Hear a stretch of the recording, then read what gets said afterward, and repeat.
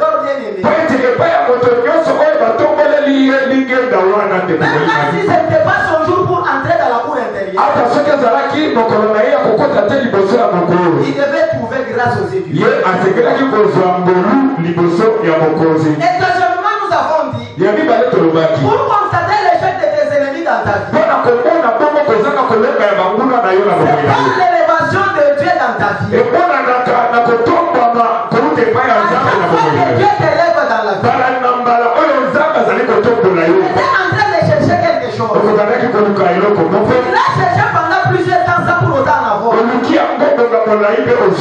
Le jour que tu l'obtiendras, bien aimé, sache très bien que c'est Dieu qui t'a élevé. Pour empêcher toute l'âme qui s'était élevée contre ta vie. Et ne plus encore avoir le pouvoir sur toi. Troisièmement, nous avons dit, c'est par le changement de malheur en bonheur. Parce que quand la reine Esther s'est approchée du roi, la Bible dit qu'elle s'est jetée au pied du roi en pleurant. Le roi lui a demandé, qu'est-ce que tu veux encore que je puisse faire pour toi?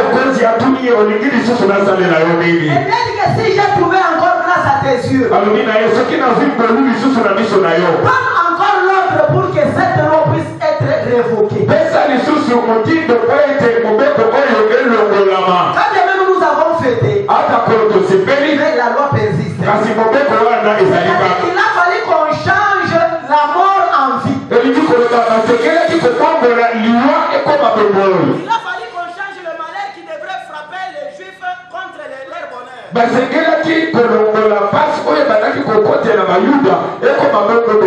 Et nous avons dit ceci.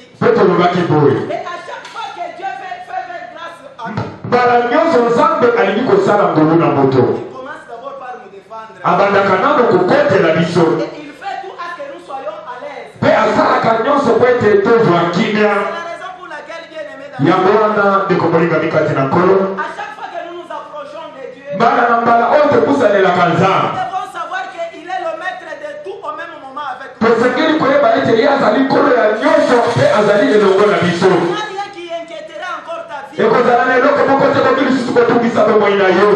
Toi, tu comptes sur Jésus-Christ. Alléluia. Amen. Le troisième jour, et nous allons clôturer avec notre thème. Nous allons parler sur un sous-thème très important qui est intitulé La victoire de Dieu sur nos ennemis. La victoire de Dieu sur nos ennemis. Qui est l'ennemi dans ta vie? C'est celui qui veut du mal à ta vie. Celui qui ne veut pas que tu puisses réussir. Celui qui veut qu'à chaque fois toi tu puisses toujours échouer dans ce que tu fais.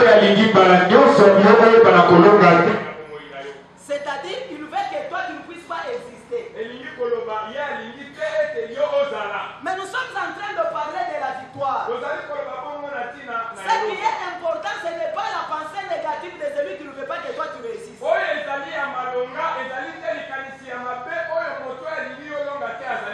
Mais nous sommes en train beaucoup plus de mettre l'accent sur celui qui peut te dire que même s'il y a un ennemi qui est là, mais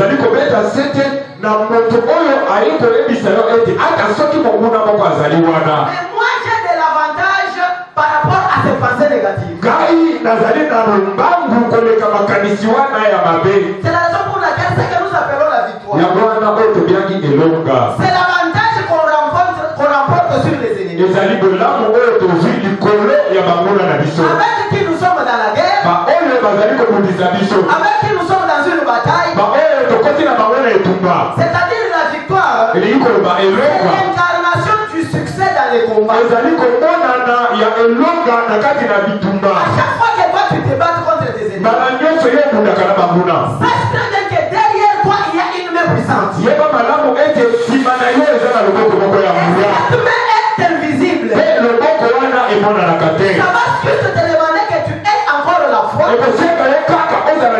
Pour savoir que quand tu te bats avec les gens qui sont invisibles, il faut toujours espérer sur quelqu'un qui est aussi invisible. Mais qui est supérieur par rapport à ces esprits qui sont invisibles. Et quand je suis en train de parler de l'ennemi, ne vois pas seulement quelqu'un qui t'aide dans la famille. En passant dans le quartier, sache très bien que le diable, il agit toujours à travers les personnes. Il peut utiliser même un innocent. En fait, il t'aide seulement comme ça. Il te demande pourquoi il veut que toi tu meurs. Il n'a pas de raison valable. C'est la raison pour laquelle il est aimé dans le Seigneur. Dans tous les plans diaboliques, Dieu a été toujours présent pour s'opposer contre Satan. Et il est là pour réduire à néant tous ces plans maléfiques qu'il a.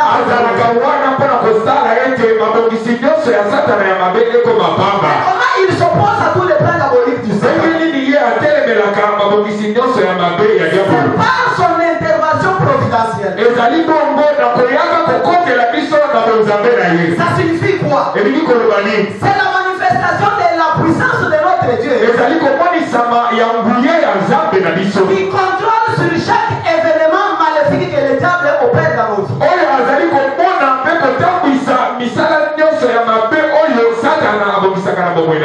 Alléluia. Amen. Dieu se manifeste puissamment pour contrecarrer toutes les actions mauvaises du diable dans nos vies. C'est la raison pour laquelle on vient de nous lire dans le livre d'Esther. La Bible nous dit ceci. Il fut un jour, Aman fut déjà exécuté.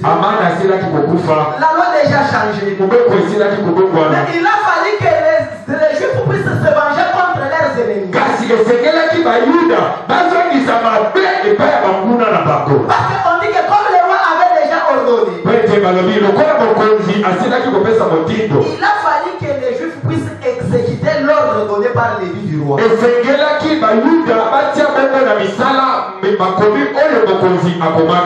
Bible ajoute en disant que les Juifs ont dominé sur leurs ennemis.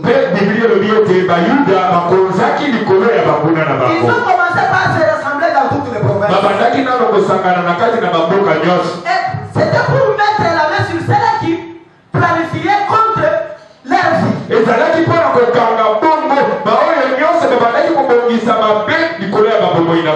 Tout celui qui cherchait la perte des Juifs devait être récupéré. Il devrait être tué. Et il devrait périr. La Bible dit que la crainte s'est répandue dans tous les peuples qui étaient là.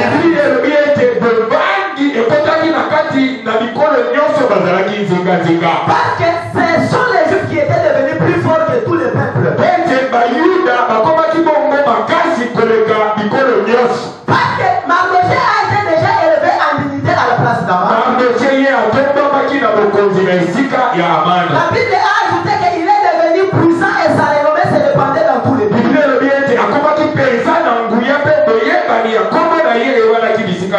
Et pour finir, bien aimé, les Juifs ont frappé à coups d'épée tous leurs ennemis. Ils ont tué leurs propres ennemis. Ils ont fait périr. La Bible ajoute en disant, ils traitaient comme ils leur plus ce qui leur était hostile.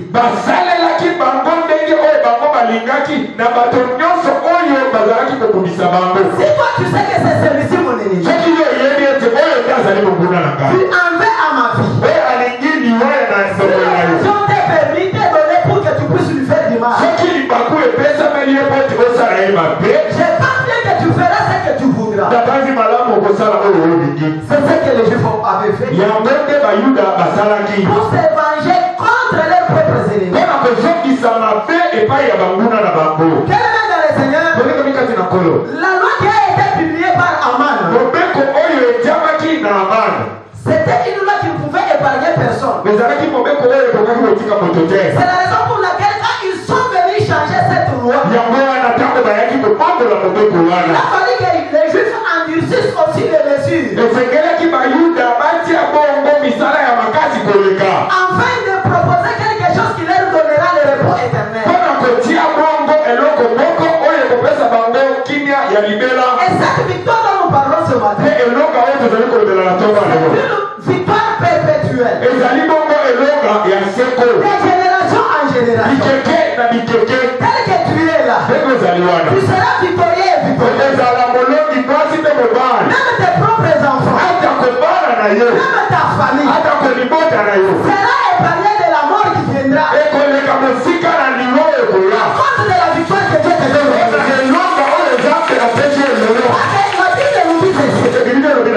Tu traiteras tes ennemis tels que tu fais. Aujourd'hui, si tu prends la décision de les épargner, sache très bien que ta victoire sera de courte durée. Et demain, il va encore se compléter contre toi. Ils chercheront des stratégies pour t'avoir. Quand il a été demandé à Mardochée et Esther d'agir, j'ai lu dans la Bible, ils sont partis demander même un jour de plus au roi. Nous les avons tués aujourd'hui, mais ils ne sont pas finis. Demain, nous pouvons continuer encore avec l'opération. La Bible a dit qu'ils ont tué à Suisse plus de 50 000 personnes.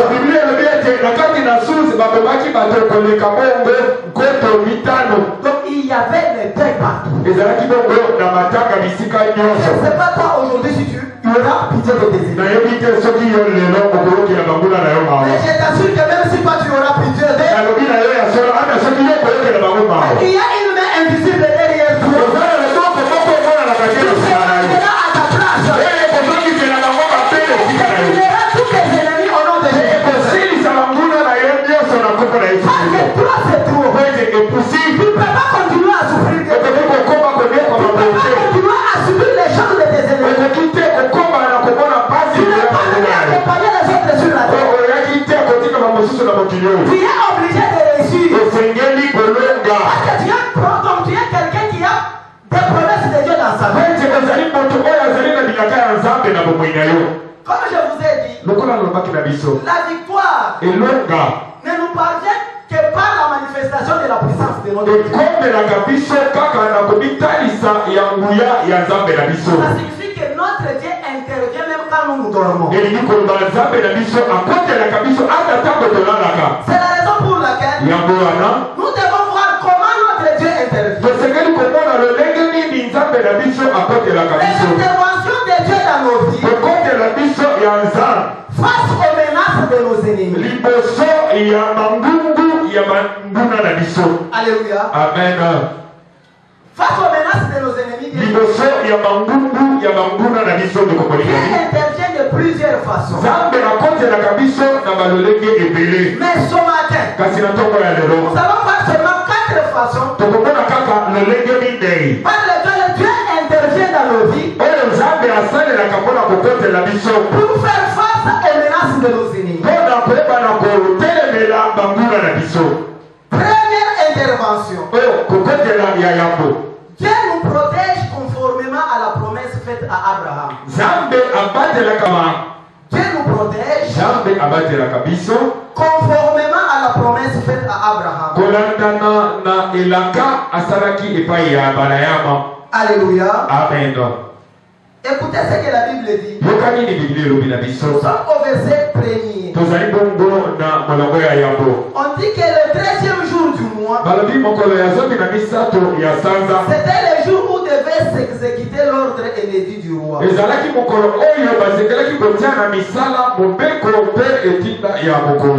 les ennemis des Juifs avaient espéré dominer sur eux.